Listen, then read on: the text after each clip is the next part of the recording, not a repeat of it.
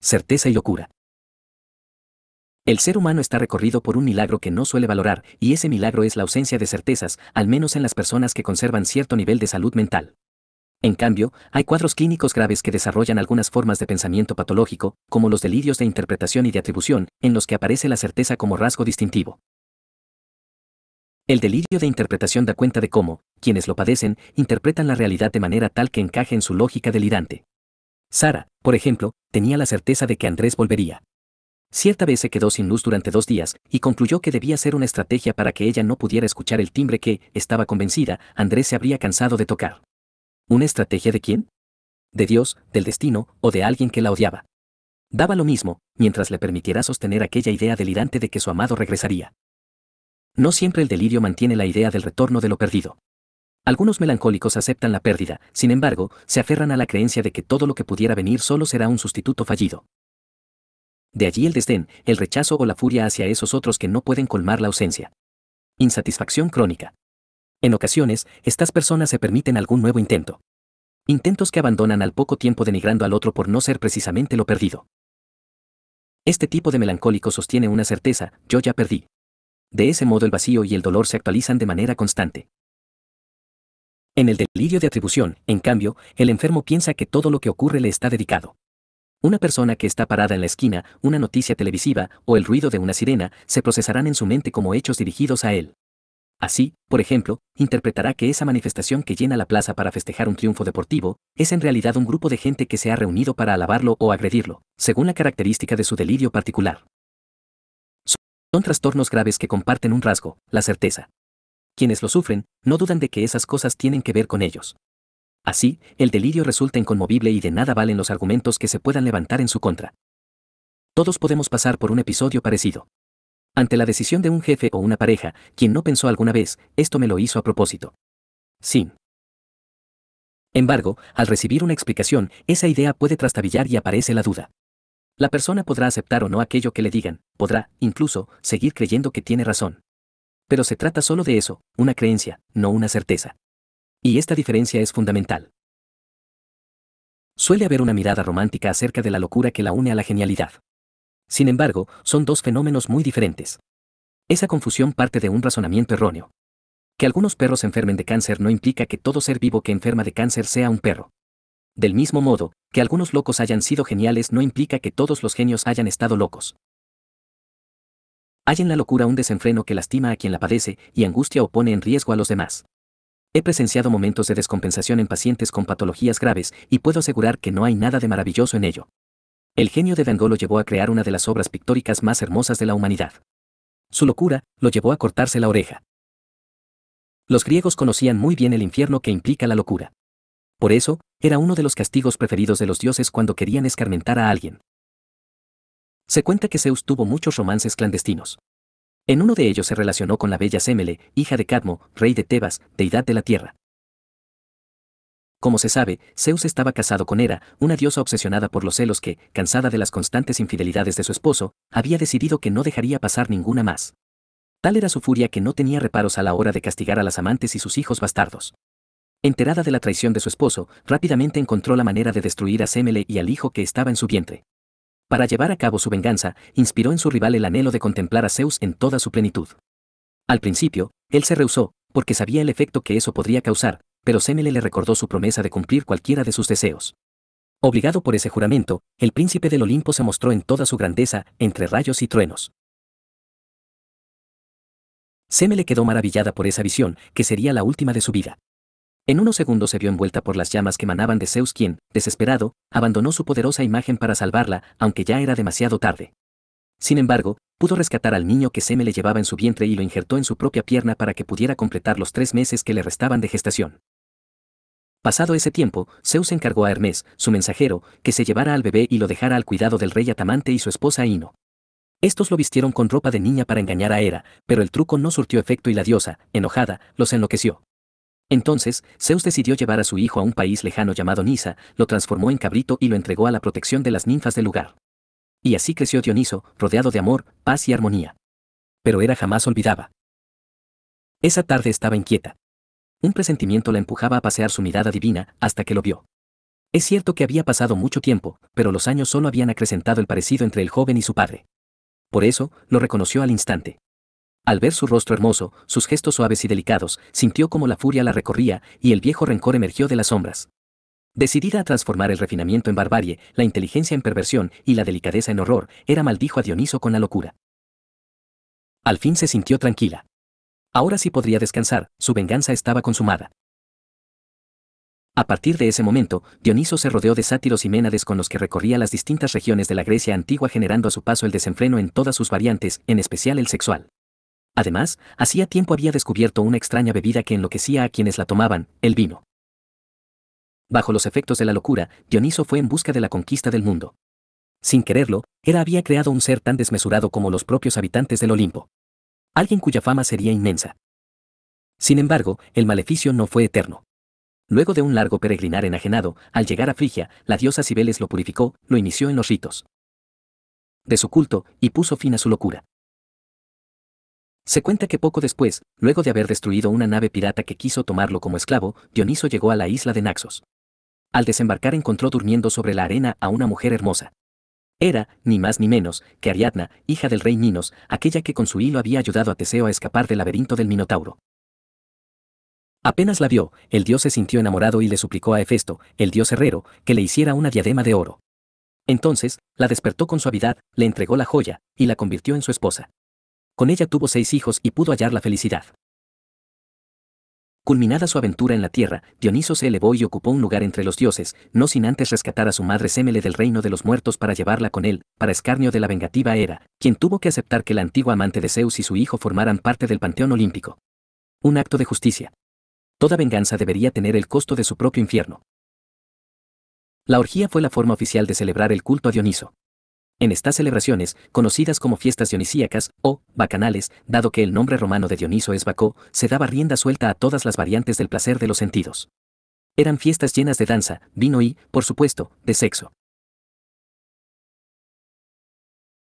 Ser o no ser. Sí, como dijimos, la certeza solo es posible en casos de psicosis graves, eso implica que, para el resto, solo queda el camino de la duda. Vacilar ante cada decisión y avanzar a pesar de la incertidumbre y el riesgo. Pero, lejos de ser una desgracia, es precisamente esta característica la que da sentido a la vida. Me asombran aquellos que desean conocer su futuro. Esas personas que consultan a adivinos para saber qué les depara el destino. Me pregunto qué atractivo encuentran en una vida sin misterio. Por suerte para ellos, las predicciones suelen ser tan oscuras que terminan diciendo nada. Como advirtió Heráclito de Efeso, el Señor, cuyo oráculo está en Delfos, ni dice ni oculta, sino que da señales. Y esas señales son tan confusas que da lo mismo. Que estén o no. Cuenta Sófocles en su tragedia, Edipo Rey, que antes de que Edipo fuera concebido, sus padres, Layo y Yocasta, estaban muy afligidos porque no lograban descendencia. Decidieron, entonces, consultar al oráculo para saber cuál era la causa de su infortunio. Pero la respuesta los llenó de estupor: sobre vosotros se ceñirá la más cruel de las desgracias si llegarais a tener un hijo, pues está escrito que éste matará a su padre y se casará con su propia madre. Tiempo después, y a pesar de este consejo, Yocasta dio a luz un hijo. Sospecho a Layo parado junto al lecho del bebé, observándolo con ternura. De pronto recuerda las palabras de la pitonisa. Sabe que debe deshacerse del niño para evitar una desgracia, pero no tiene el valor de matarlo con sus propias manos. Por eso, llama a un vasallo y le ordena que lo lleve al monte Citerón y lo asesine. El sirviente acata, pero a medida que se acerca al lugar lo invade una sensación de angustia. Mira al chico que lleva en brazos y siente que no tiene el valor para matarlo, aunque sabe que no puede volver con él porque el rey lo castigaría con la muerte. Entonces, decide tomar una soga que lleva en su cintura y atar los pies del niño para colgarlo de un árbol. Está seguro de que no podrá sobrevivir. Morirá de hambre o lo devorará algún animal, pero al menos no tendrá que asesinarlo él mismo. Al quedar solo, el niño rompe a llorar y su llanto llama la atención de un pastor que, cerca de allí, cuida los rebaños del rey de Corinto. El hombre se acerca y no puede creer la escena que se despliega ante sus ojos. Con mucho cuidado desata al chico. Está confundido, se pregunta qué hacer, y comprende que debe consultar al rey Polibio y su esposa, Peribea. Al ver al bebé la reina sonríe. Es hermoso, piensa. Mira a su marido suplicante. Después de todo, ellos no han podido tener hijos. Con un gesto el rey acepta. Van a adoptarlo y, dado el estado en que se encuentra el niño después de estar suspendido tanto tiempo en aquel árbol, deciden llamarlo Edipo, pies hinchados. Edipo mira con furia al muchacho con el que acaba de pelear. No puede creer lo que le contó. ¿Cómo que no es hijo de los reyes? No puede ser. Corre hasta el castillo. Su padre lo ama y es un gran hombre, no va a mentirle. Seguramente le dirá que no es más que un invento. Pero se equivoca. El rey Polibio le confiesa que es verdad. Sale de allí consternado con la determinación de averiguar quiénes son sus verdaderos padres. Sabe perfectamente a dónde ir. Llega al oráculo de Delfos y la respuesta de la pitonisa lo angustia: no retornes jamás a tu país natal si no quieres ocasionar la muerte de tu padre y casarte luego con tu madre. Edipo no puede permitir que eso ocurra. No regresará jamás a Corinto, por eso decide marcharse a otro lugar. No va a arriesgarse a lastimar a Polibio y Peribea. Después de todo, lo criaron como si fuera su propio hijo. Está cansado. Hace mucho que camina. De pronto, ve llegar a un grupo de personas. Apártate, deja paso al rey, le gritan de mal modo. Edipo está demasiado agotado y molesto como para obedecer. Vamos, le ordena otro. Deja avanzar el carruaje real. Los mira con odio. Le molesta la arrogancia de esa gente. No permitirá que lo traten de ese modo. Peleará con ellos. El enfrentamiento dura pocos minutos. Tiempo suficiente para que el más anciano de sus rivales, el rey Layo, pierda la vida. Sin saberlo, Edipo acaba de cumplir la primera de las profecías: ha matado a su padre. Sin imaginar lo que hizo, Edipo continuó su peregrinar hasta llegar a Tebas. No pensaba detenerse. Necesitaba saber quiénes habían sido sus padres. Pero al llegar a la puerta de la ciudad, desde lo alto de la colina, una figura espantosa le interrumpe el paso. Es un monstruo con rostro de mujer, cuerpo, patas y cola de león, y alas como un ave de rapiña, la esfinge. Una criatura que, desde hacía tiempo, obligaba a los caminantes a aceptar un reto, les formulaba una adivinanza. Si el peregrino no era capaz de resolverla, lo cual ocurría siempre, el monstruo lo devoraba. Los tebanos estaban tan asustados que, tras la muerte de Layo, habían decidido conceder el trono vacante y la mano de la reina viuda a quien liberara a Tebas de la esfinge. Edipo la mira a los ojos. No va a permitir que lo intimide. La esfinge, sorprendida por el valor del caminante, formula la adivinanza. ¿Cuál es la criatura que tiene 4 pies por la mañana, 2 al mediodía y 3 al anochecer y que, al contrario que otros seres, es más lento cuantos más pies utiliza para andar? Edipo sabe que su vida está en juego.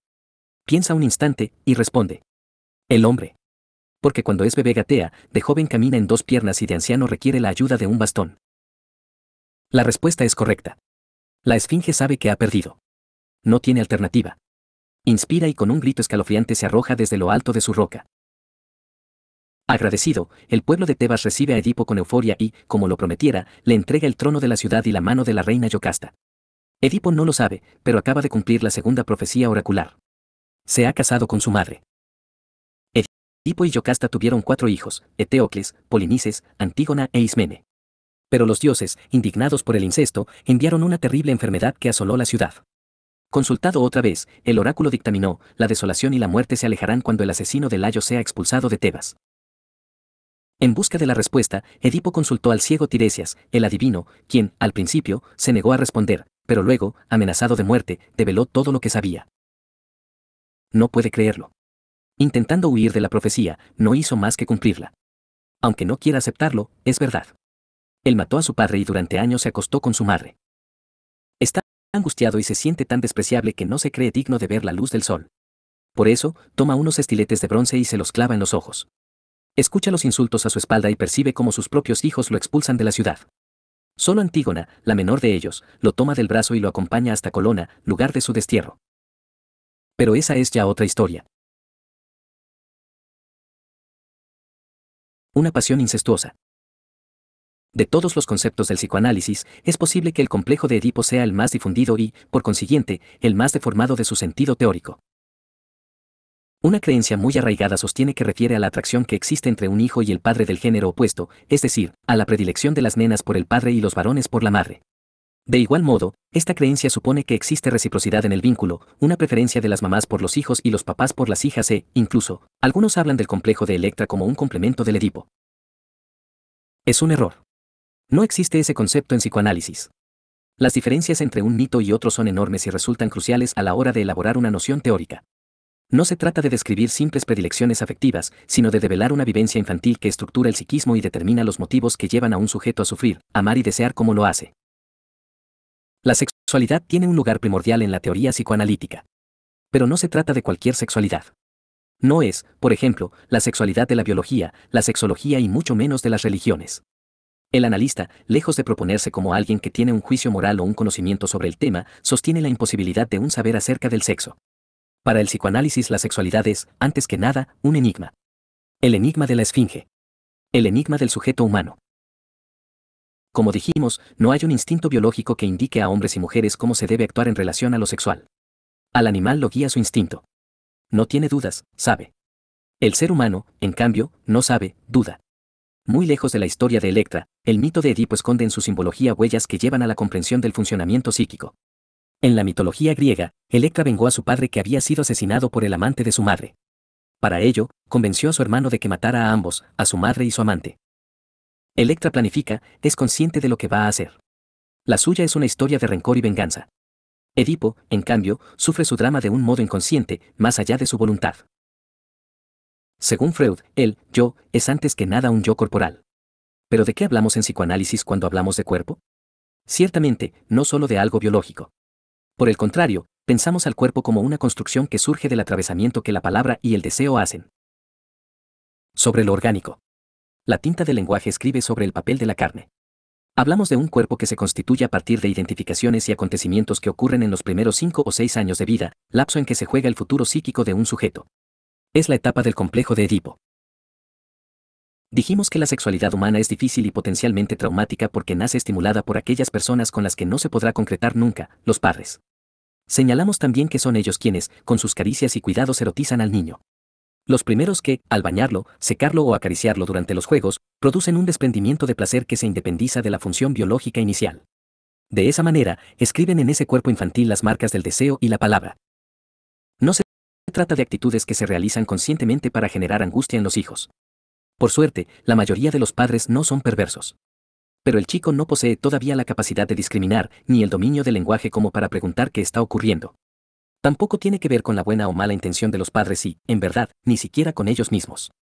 Lo que está en juego en esta etapa no es la mamá o el papá reales, de carne y hueso, con su amor y su ternura, sino esa persona que toca, estimula, da placer y a la que no se tiene el derecho a desear. El niño incorporará en su inconsciente a estos padres y serán esas representaciones internalizadas las que, en definitiva, protagonizarán el drama edípico. El pequeño, por su parte, deberá hacer algo para resolver este dilema que lo angustia y excita al mismo tiempo. Subrayo las palabras del doctor Nacio. El Edipo es una inmensa desmesura. Es un deseo sexual propio de un adulto vivido en la cabecita y el cuerpo de un niño o una niña de 4 años que no tiene la maduración psíquica ni física para asumirlo y cuyo objeto son los padres. El complejo de Edipo no es una historia de amor y odio entre padres e hijos. Es una historia de sexo. No involucra sentimientos tiernos u hostiles, sino que es un asunto de cuerpos, de deseos, de fantasías y de placer. No se trata, entonces, de una historia de amor, sino de sexo, en la que el hijo competirá alternativamente con uno de sus padres por el amor del otro. Sentirá odio, amor y miedo. Se identificará con cada uno de ellos e irá buscando un lugar en esa escena. Lugar que repetirá después en cada acto de su vida. ¿Por qué es tan importante este concepto para el psicoanálisis? Porque da cuenta de la pasión incestuosa que, de manera inconsciente, recorre a todo ser humano. Da un porqué de la atracción y el miedo que genera lo prohibido. Mirar en el drama edípico es otra forma de asomarnos al vacío. Un descenso al infierno personal que, muchas veces, resulta imprescindible para desatar los nudos que nos atan al dolor. Allí se esconden nuestras peores pesadillas. Allí habitan criaturas aterradoras que tienen el rostro de los seres más amados. Nacio sostiene que un concepto psicoanalítico solo tiene valor si responde problemas que plantea la práctica clínica, se pregunta a qué cuestiones da solución el Edipo, y se responde que a dos, el origen de la sexualidad del ser humano y la génesis de la neurosis. Suscribo estas palabras y agrego que, además, el drama de Edipo marca las dos grandes prohibiciones que normativizan la psiquis y permiten que un ser humano viva en la cultura, la prohibición del incesto y del parricidio. Otra manera de decir que todo no se puede y que todo tiene un precio. Me dijo que quiere cortar conmigo. Que él no está dispuesto a ser mi amante, suelta Mariana ni bien se sienta frente a mí. Creo que voy a perderlo. ¿A quién? A Marcelo, ¿a quién va a ser? No sé, también podría ser que decidieras perder a tu esposo, o no. Me mira con rabia. Conocí a Mariana hace 4 años. Llegó en un estado de tristeza profunda. Había descubierto que su marido la engañaba desde hacía un tiempo con alguien a quien ella conocía. Contame cómo estás, le pregunté al enterarme de lo sucedido. Dolida, avergonzada, furiosa. ¿Cómo te enteraste de que Franco te era infiel? Sonríe sin ganas. ¿Cómo se entera ahora la gente de todo? Una computadora encendida, un mail que quedó abierto, y listo. Una vida destrozada. ¿Cuál? Pausa. ¿La mía o la de Franco? ¿Por qué decís eso? Porque él también se puso muy mal. Estaba desesperado. Lloró, me pidió perdón. ¿Y vos qué hiciste? Baja la cabeza. Lo abracé. Silencio. ¿Qué? Me increpa. Yo no iba a hacerle un escándalo, ni agarrarme de los pelos, ni encerrarme a gritar en mi cuarto. No soy así. Me parece bien, pero de allí a consolarlo hay una gran distancia, ¿no te parece? ¿Por qué decís eso? Porque la que estaba herida eras vos. Quizá no era el quien debía ser consolado. Menea la cabeza. Es que vos no lo conoces. Él no está capacitado para contener a nadie. Y vos, en cambio, estás capacitada para contener a todo el mundo. Incluso a quien te traicionó. ¿Qué pensás? Que no sé si voy a poder perdonarlo. Mariana, no estás obligada a hacerlo. Ya lo sé. Pero siempre fui una buena mina. ¿Y eso qué tiene que ver? Supongo que la gente buena sabe perdonar. Ya conoces el dicho. La interrogo con la mirada. Errar es humano y perdonar es divino. Ah, bueno. Entonces, no estás obligada a hacerlo, porque, que yo sepa, no sos Dios. ¿O sí? Pasaron unos meses y Mariana empeoraba. Vivía angustiada, casi no comía, y había empezado a tener síntomas físicos preocupantes. ¿Qué te dijo el médico? Que tengo una úlcera. ¿Dónde? Niega. ¿Qué pasa? No quiero hablar de eso. ¿Por qué? Porque me da vergüenza. Aquí no tenés por qué sentir vergüenza. Asiente. ¿En el intestino, o el recto, sangrás? Le pregunto.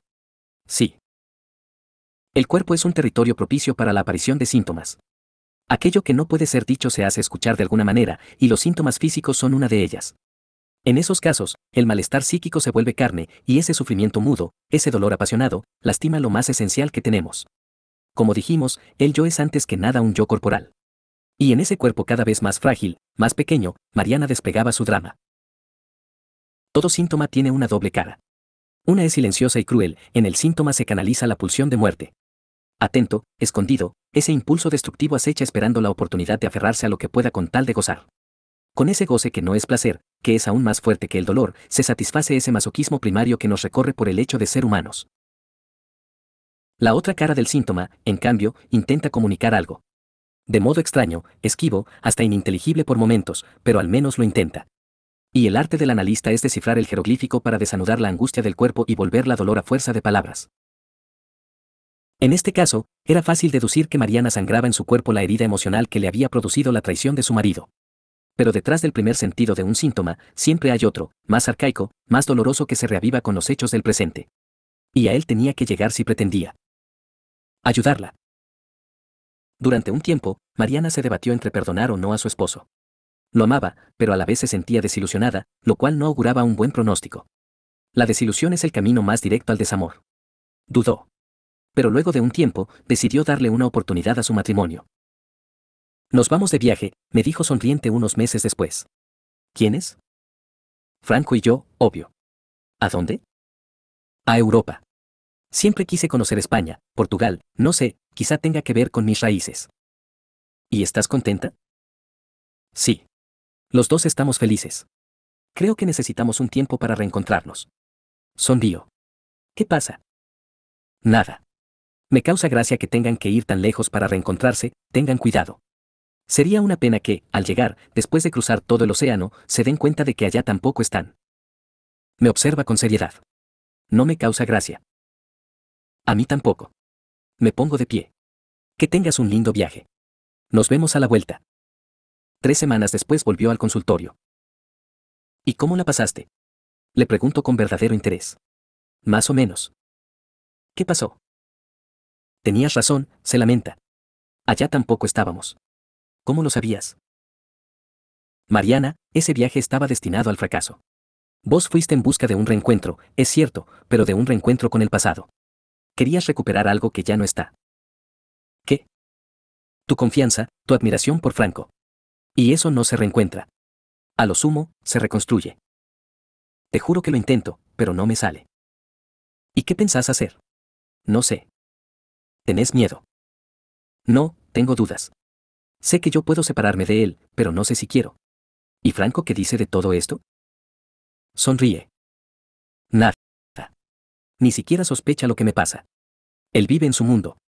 Cree que atravesamos la tormenta y que está todo bien. Va a jugar al fútbol, después cena con sus amigos, en fin, lo de siempre. Como si nada hubiera pasado.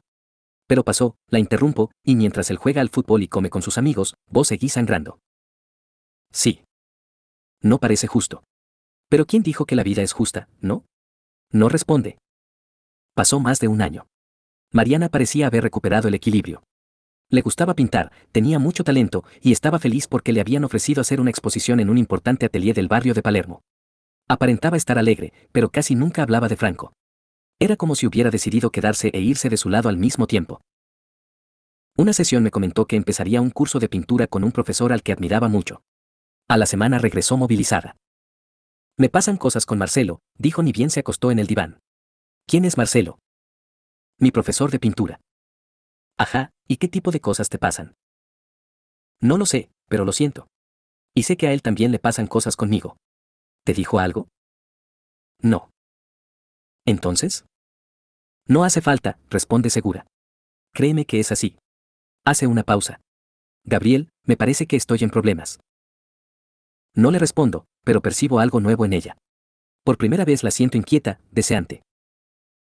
Mariana cursó todo un semestre de clases sin que hubiera ningún intercambio con Marcelo. Aún así, no dejaba de remarcar el trato especial que había entre ellos. Lo noto en su mirada, explicaba. Hasta que un día llegó alterada. Marcelo me invitó a salir. ¿Cómo fue? Inesperado. Hubo una reunión para brindar por el final del curso. Estábamos todos sus alumnos. Charlamos, la pasamos bien. Y, bueno, a eso de las 10 la gente empezó a retirarse. Teníamos que bajar de A3, por el ascensor, ¿viste? Asiento. ¿Y a qué elegiste el último turno para irte? Sí, sonríe. Pero te juro que fue sin querer. Lo imagino. La cuestión es que nos quedamos un rato en la vereda y, cuando se despidió de todos, me preguntó si podía subir un momento. Me dijo que se trataba de un tema importante. Pausa. Yo pensé que era algo con respecto a la muestra de fin de año, pero no. Cuando estuvimos en su departamento me miró y me dijo que tenía la necesidad de comprobar algo. Y así nomás, me acarició el pelo y me besó. ¿Y vos? Le pregunto. Yo no sabía qué hacer. No me digas. ¿Pero lo besaste? No entiendo. Te estoy preguntando si participaste de ese beso. Sí. Ah, entonces sí sabías qué hacer. No me cargues, protesta. No te cargo. Pausa. Seguí. Fue un beso largo, increíble. Era como si nos hubiéramos besado siempre, no sé si me entendés. Y en un momento me soltó, agarró la copa de vino, y después de tomar un trago me dijo que ya había comprobado lo que quería saber. ¿Y qué era? Que estaba seguro de que podía enamorarse de mí. ¿Y vos? No dije nada. No. Te estoy preguntando si vos podrías enamorarte de él. No responde. Luego de un breve silencio, continuó. Estuvimos más de 2 horas besándonos, acariciándonos. Él quería hacer el amor, pero no quise. ¿Cómo reaccionó? Me dijo que estaba loca. Que no se podía sentir eso y dejarlo pasar. Pero yo no estaba segura, nunca fui infiel, ¿sabes? Aunque tenías ganas. Muchas. Pero también mucho miedo. De todas maneras, fue la última clase. Ya no vas a volver a verlo. Si voy a volver a verlo, me interrumpe. Te dije que él me había invitado a salir. Bueno, en el momento le pedí que me diera unos días para pensarlo. Hoy lo llamé y le dije que quería que nos encontráramos el miércoles de la semana próxima. Su comentario me sorprende. No entiendo. Hoy es jueves, ¿por qué el miércoles de la semana próxima? Suspira. Porque el martes Franco se va a un congreso en Italia por 10 días. Y vos preferís ver a Marcelo sin tener un horario para volver a tu casa. Sí. ¿Eso quiere decir que decidiste tener sexo con él? Sí, responde segura. El miércoles próximo voy a saber lo que se siente ser infiel. Durante la ausencia de Franco, Mariana vivió una verdadera historia de amor. Estaba confundida, con una mezcla de miedo y deseo. Se sentía viva y no quería separarse de Marcelo ni un segundo. Pero un día antes del retorno de su esposo, su amante le comunicó que quería terminar con ella. Me dijo que quiere cortar conmigo. Que no está dispuesto a ser mi amante, suelta Mariana ni bien se sienta frente a mí. Creo que voy a perderlo. ¿A quién? A Marcelo, ¿a quién va a ser? No sé, tal También podría ser que decidieras perder a tu esposo, ¿o no? Me mira con rabia. ¿Te das cuenta de lo que decís? Sí. ¿Y vos, te das cuenta de lo que tenés delante? No sé si te entiendo. Mariana, hace mucho que trabajamos juntos y nunca te había visto tan conmovida. Y tan confundida, me interrumpe. Y con tanto miedo. Exacto, señalo. ¿Sabes por qué te pasa todo eso? Porque estás viva. Porque te corriste de ese lugar horrible que venías sosteniendo desde que te enteraste de la infidelidad de Franco, y por primera vez lo que te conmueve no es tu enojo o la obligación de perdonar. Ahora te conmueve tu emoción, tu sexualidad, tu deseo. Y ya sé que tenés miedo y no estás segura de lo que debes hacer. Pero, a veces, ese es el precio que hay que pagar por estar vivo. Y me alegro de que tengas que pagarlo. La sesión siguiente estaba muy seria.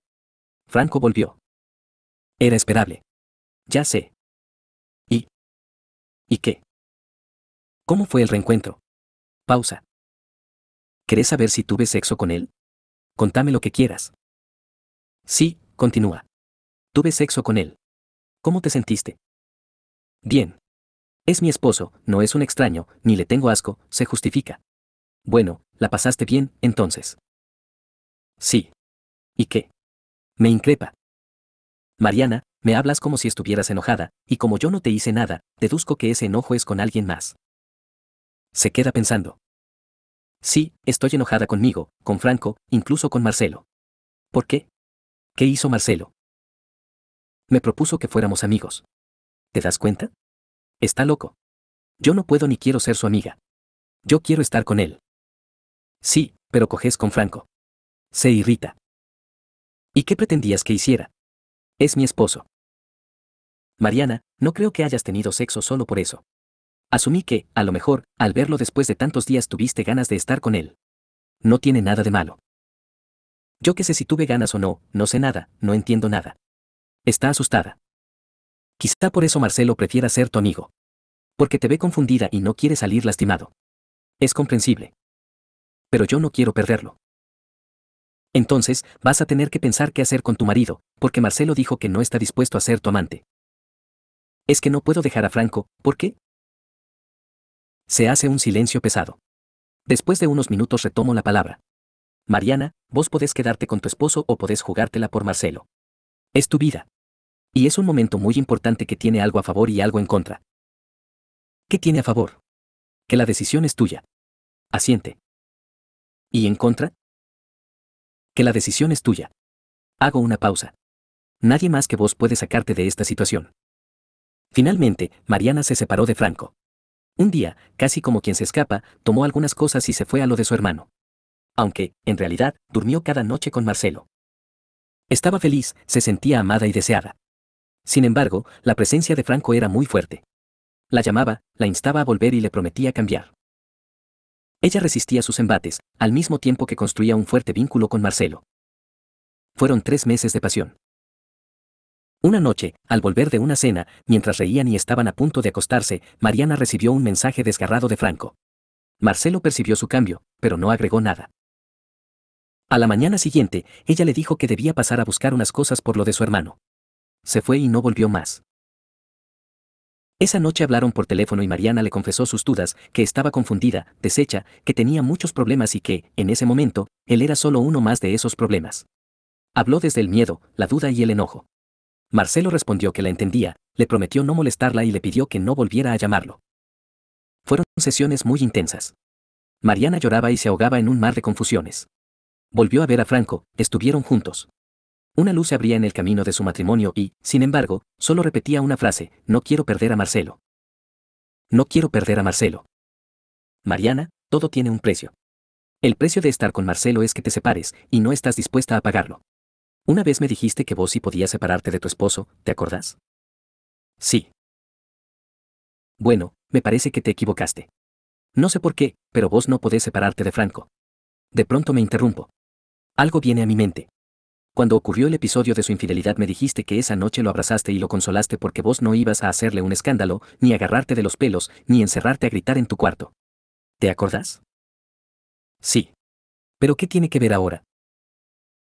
Decime, ¿quién hizo eso? ¿Quién se desgarró de ese modo y aún así no pudo separarse? La siento angustiada.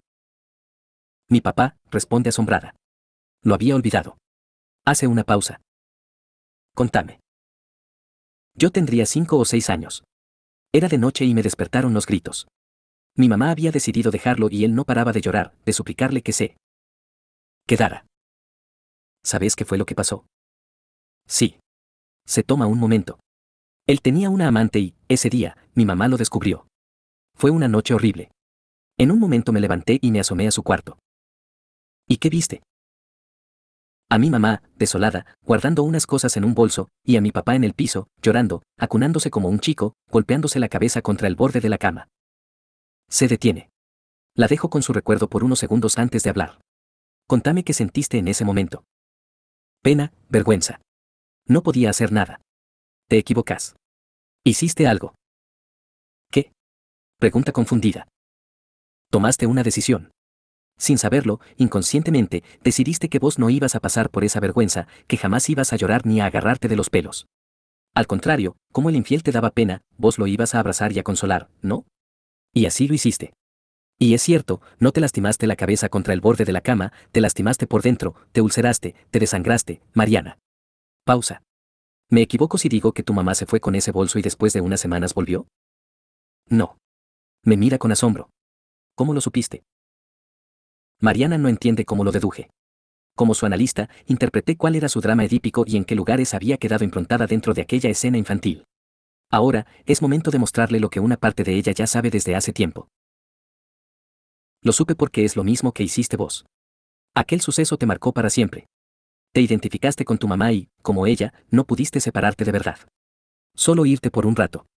Identificaste a Franco con tu padre, y lo consolaste como te hubiera gustado consolarlo a tu papá aquella noche. Y, al igual que él, te lastimaste, por dentro. Como señalé, el síntoma tiene un sentido cercano y otro escondido. Este era el sentido que se ocultaba detrás del síntoma de Mariana. Fue una sesión muy dura. La dejé llorar durante más de una hora sin hablar. Pero dio sus frutos. Al mes tomó una decisión firme. Se separó de Franco y, a pesar de sus ruegos, no volvió a caer en las asociaciones inconscientes que la empujaban a abrazarlo y a quedarse. Ya no se trataba de sus padres, sino de ella. Así lo entendió y se hizo cargo de su vida. Cuando alquiló un departamento y se instaló, decidió llamar a Marcelo. Ahora era una mujer libre. Ya estaba lista para vivir su amor. Pero, para su sorpresa, él no quiso volver a verla. Esos meses le habían resultado muy difíciles y no estaba dispuesto a correr el riesgo otra vez. En la última charla, Mariana había mostrado una actitud dubitativa y le había dicho cosas muy duras. Marcelo le confesó que seguía amándola con locura pero que, a pesar de eso, no volvería con ella. Mariana me lo contó en medio de un ataque de llanto parecido al que su padre tuvo aquella noche. Y, cada tanto, repetía la misma frase, no quiero perder a Marcelo. Pero era tarde. Ya lo había perdido. Cierto grado de duda es signo de sanidad, pero eso no implica que haya que dudar todo el tiempo. Porque así como hay un peligro en la certeza, existe también un posible exceso en la duda que resulta patológico, algo que aparece con frecuencia en casos extremos de neurosis obsesiva. Se trata de personas que, imposibilitados de tomar decisiones, postergan siempre lo que desean hacer. Nunca es el instante para darse un gusto, o tomar una decisión importante. Todo debe esperar a un momento más propicio, momento que, por lo general, no llega nunca. Sintomatología que recibe el nombre de procrastinación, tendencia a demorar o retrasar las cosas. No era el caso de Mariana. Sus dudas fueron comprensibles. En medio del misterio de la vida, si no estamos locos, dudamos. Pero, aún así, la duda tiene un precio. Y para ella el precio fue perder a Marcelo. También él pagó un alto costo por no animarse a confiar en una mujer que, por fin, estaba dispuesta a jugarse para estar a su lado. A veces el precio de sostener una relación sufriente puede llevar a poner en riesgo la vida. Otras veces, dudar por mucho tiempo para tomar una decisión puede traer el costo de perder un gran amor. A Mariana le costó mucho perdonarse por haber desperdiciado la oportunidad de estar junto a ese hombre que la había amado tanto. Desde hace un año está sola. Ha transitado su duelo en mi diván y, aunque todavía no lo ha concluido, sé que va a lograrlo. Doy fe de su entereza. No caerá en la pasión melancólica. Mariana cumplió su palabra y no volvió a llamar a Marcelo. Aún lo extraña, pero desde hace 6 meses ha dejado de sangrar.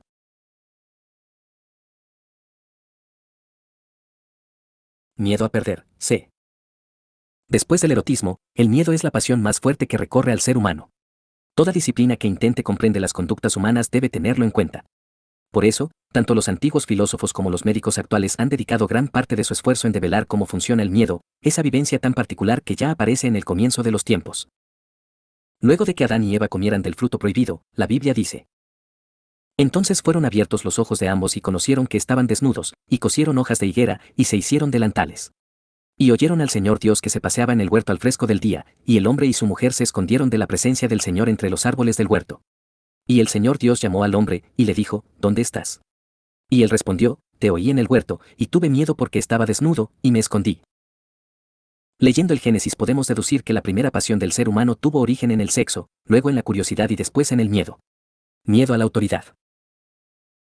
El filósofo inglés Thomas Hobbes nació en abril de 1588, justo cuando España estaba a punto de invadir Gran Bretaña. La fuerza de aquella flota era tan grande y destructiva que la denominaron la Armada Invencible. Como sabemos, no resultó tan invencible después de todo. Sin embargo, en las vísperas de la batalla, los teólogos, convencidos de que se acercaba el fin del mundo, no dudaron en sostener que España era el anticristo. En medio de semejante situación, la madre de Hobbes tuvo un parto prematuro. Al respecto, el filósofo escribió: mi madre tenía tal miedo que dio a luz a gemelos, a mí, y, conmigo, al miedo. La infancia tiene una enorme incidencia sobre nuestro futuro. Por eso, no extraña que Hobbes haya sido un apasionado del miedo. Según él, el origen de las ciudades grandes y duraderas no se ha debido a la mutua benevolencia de los hombres, sino al miedo mutuo. Hobbes deduce algo que el psicoanálisis comparte: el sujeto humano no es un ser natural, sino social. De allí que, mientras que en la naturaleza lo que pertenece a alguien puede ser arrebatado por otro de mayor potencia o astucia, un león robando la presa a una hiena, la sociedad permite que una persona pueda reclamar un bien que le ha sido quitado por la fuerza. Es decir que, para Hobbes, las sociedades surgen a partir de un contrato social que obliga a que todos sus miembros se sometan a un poder superior a ellos. A partir de ese contrato, ya no deben tener miedo a su semejante. En cambio, nace un miedo diferente, el miedo a la autoridad. El Estado es ahora ese Dios que nos dice que está bien y que está mal. La ley nos protege y atempera la sensación de estar en peligro. Sin embargo, como sabemos, todo tiene un precio. El costo que la autoridad cobra por esa protección es el sometimiento a su dominio. Es decir, que el propio Estado es capaz de generar miedos para dominarnos. El miedo ha sido siempre un arma para ejercer el sometimiento. Cierta vez, en un programa radial, el guionista y director Orson Welles transmitió en vivo una supuesta invasión de marcianos a Nueva York. La gente reaccionó con desesperación, se lanzó a las calles, se refugió en los subterráneos y suplicó al ejército de los Estados Unidos que hiciera algo para protegerlos. El terror se había apoderado de ellos y la ciudad era un desierto. De ese modo se manejan desde el poder nuestras conductas y emociones. Así de sugestionable es el ser humano. Algo a tener en cuenta a la hora de escuchar radio, mirar televisión o leer un diario.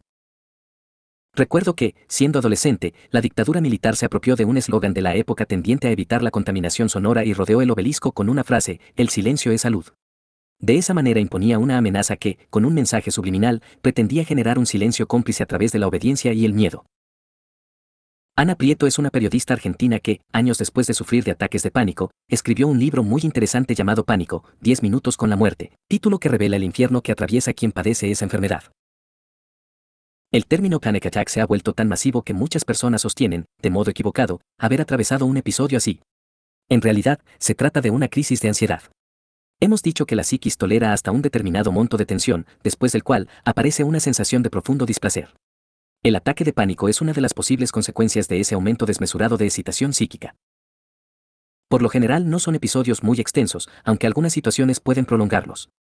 Por ejemplo, si la crisis se desencadena en una autopista, el sujeto sabe que no podrá escapar de allí hasta la próxima salida que, en algunos casos, está a muchos kilómetros de distancia.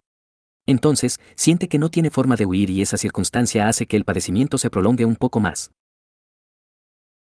El ataque de pánico suele aparecer de modo repentino e inesperado. De pronto, sin que medie una razón aparente, la persona entra en un estado que no puede manejar y experimenta una serie de síntomas, tanto físicos como psíquicos. Dentro de los primeros, es común la aparición de taquicardia, aumento en la sudoración, falta de aire, opresión en la garganta, parestesia, cosquilleo en el cuerpo, sensación de baja presión y pérdida del conocimiento. Pero, para diagnosticar que estamos ante un verdadero episodio de ataque de pánico, son fundamentales los síntomas psicológicos, la sensación de muerte inminente o el miedo a la despersonalización.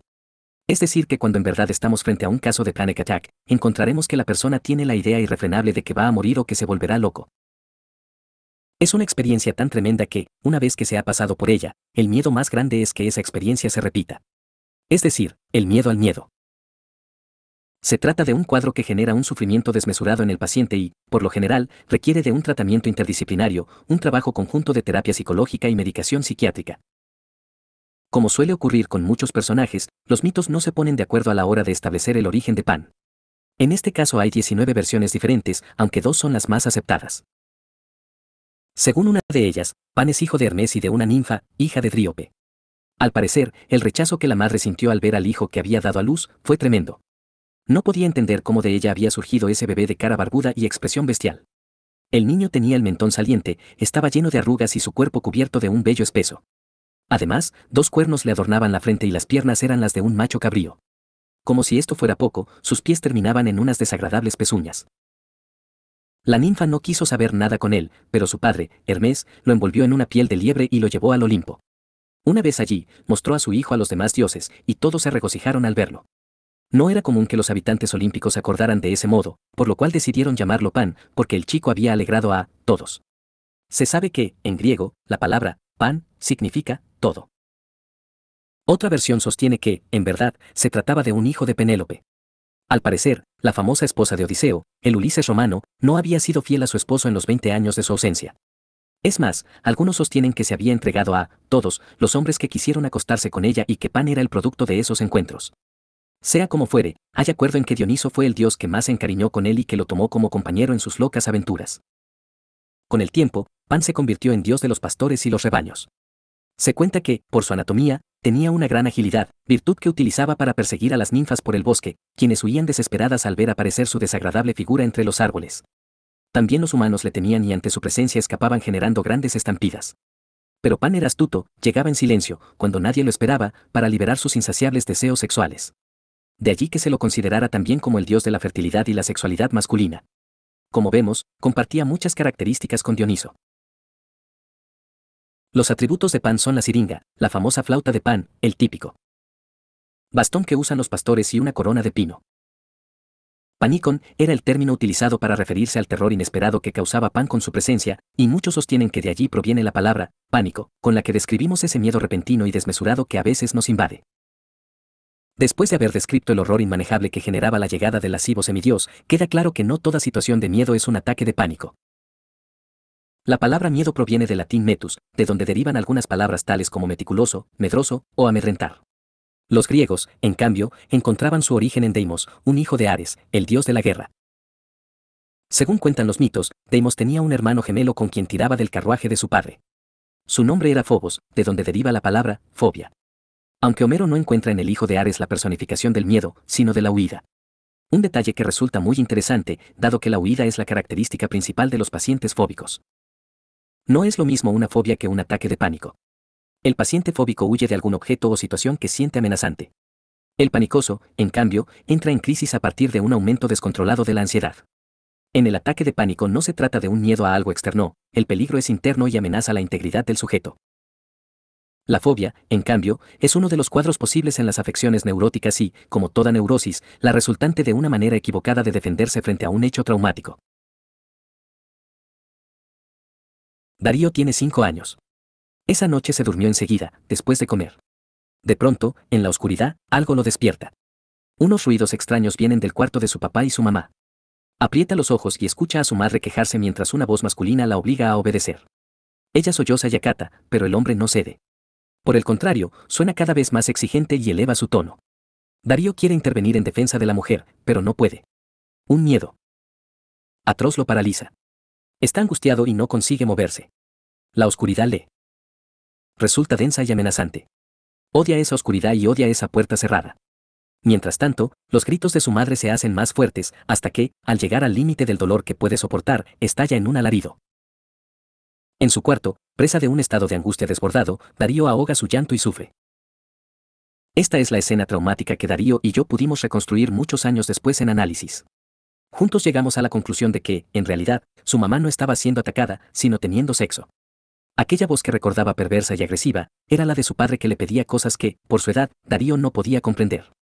Los quejidos eran jadeos placenteros de la madre, y el grito que escuchó al final, daba cuenta del momento del orgasmo de la mujer. En su mente de 5 años, Darío se defendió contra esa situación que no comprendía. Aquella noche, su tensión psíquica llegó a un punto que no pudo manejar. Entonces, reprimió la escena sexual que ocurría a metros de él, la olvidó y derivó la angustia que sentía a la oscuridad y a la puerta cerrada. Por eso, al llegar al consultorio, 25 años después del hecho, padecía de una fobia que no le permitía estar en sitios oscuros, ni dormir si no dejaba la puerta abierta. La fobia es una enfermedad muy sufriente, sin embargo, brinda una salida que a pesar de su precio tan alto resulta exitosa. Porque, mientras las otras formas de la neurosis, histeria y neurosis obsesiva, dejan la angustia dentro del sujeto, ya sea en su cuerpo o sus pensamientos, la fobia, en cambio, la transforma en miedo y la proyecta hacia algo externo. La ventaja es que, de un peligro exterior, se puede huir. Darío, por ejemplo, lo hacía durmiendo con la luz encendida y la puerta abierta. Volviendo al libro de Ana Prieto, este comienza con una frase de Joseph Conrad. Un hombre puede matar lo que hay en su interior, el amor, el odio, sus creencias, incluso sus dudas. Pero mientras se aferre a la vida, no podrá destruir el miedo. Una frase perturbadora. Sin embargo, a pesar de las connotaciones desagradables que suele generar, hay que decir que el miedo, en sí mismo, no es algo negativo. Hay quienes, haciendo alarde de una supuesta valentía, niegan esta realidad y sostienen que no hay que tener miedo a nada. Se equivocan. El miedo está allí para cuidarnos, para protegernos, para poner en movimiento nuestros mecanismos de defensa, para alertarnos de que estamos ante la posibilidad de un peligro y debemos prepararnos para enfrentarlo. Imaginemos que caminamos por una calle y al pasar frente a una casa escuchamos una discusión y luego una serie de disparos. Seguramente, el miedo nos llevará a cruzar de vereda y huir de inmediato de ese lugar para evitar ponernos en riesgo. En situaciones como esas, no escuchar al miedo es un error que puede costar muy caro. El problema surge cuando el miedo, lejos de prevenirnos de un peligro real, nos paraliza. Por ejemplo, el caso de alguien que se niega a enamorarse por temor a sufrir, o de quien no se anima a iniciar una carrera ante la posibilidad de no recibirse. En circunstancias como esas, el miedo se vuelve patológico y la vida queda detenida en un mundo de deseos que no avanzan ni pueden transformarse en proyectos porque el miedo los frena mucho antes. Es importante, entonces, diferenciar si estamos ante un miedo sano o enfermo, porque sobre estos últimos debemos trabajar. Para resolver los miedos patológicos hay que analizarse y para analizarse hay que ser valiente. Quien comienza a recorrer el camino del análisis tiene que saber que va a toparse con muchas muertes, muchas pérdidas, y que deberá pasar por lugares en donde habitan sus desengaños, sus mandatos, los sueños que no fueron, la infancia que no está, los seres amados y perdidos, es decir, todas las muertes que lleva consigo. En síntesis, el primer miedo que debe enfrentar quien se acuesta en el diván es el miedo a transitar ese territorio lleno de fantasmas y de ausencias. Ausencias que se harán más presentes que nunca a medida que avance en el camino del análisis. En cambio, al miedo sano hay que dejarlo allí, como guardián de nuestra seguridad. Pensemos que si no hubiésemos enfrentado el miedo todavía estaríamos gateando. Aunque el bebé, para gatear, ya tuvo que afrontar un desafío. Para el ser humano, es inevitable aceptar algunos retos. Es más, es algo que debe hacer todo el tiempo, porque de eso se trata la aventura de vivir. ¿Cómo? Dijo Conrad, mientras esté vivo, no se puede destruir el miedo. Existe el miedo porque existe la muerte. La muerte en cualquiera de sus formas. La muerte de la niñez, de la inocencia, de un ser querido o de una ilusión. Porque, en definitiva, todo miedo es miedo a perder algo importante. Sin embargo, Freud habló de algunos casos que parecieran contradecir esta idea. Los llamó los que fracasan cuando triunfan. Personas que, por el contrario, temen ganar y, por eso, boicotean sus proyectos y destruyen sus logros.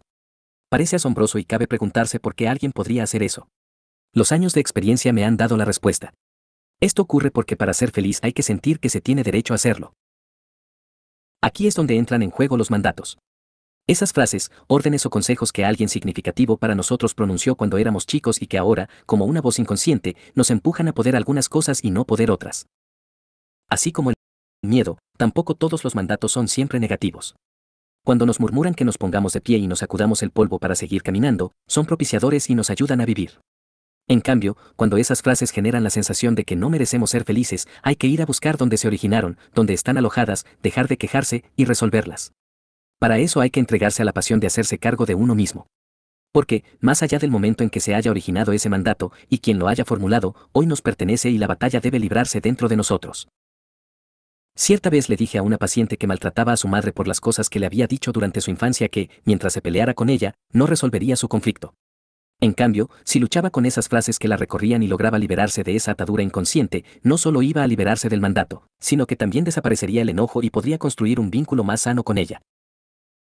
Entonces, si miramos bien, también en los que fracasan al triunfar se pone en juego un miedo, el miedo a una pérdida.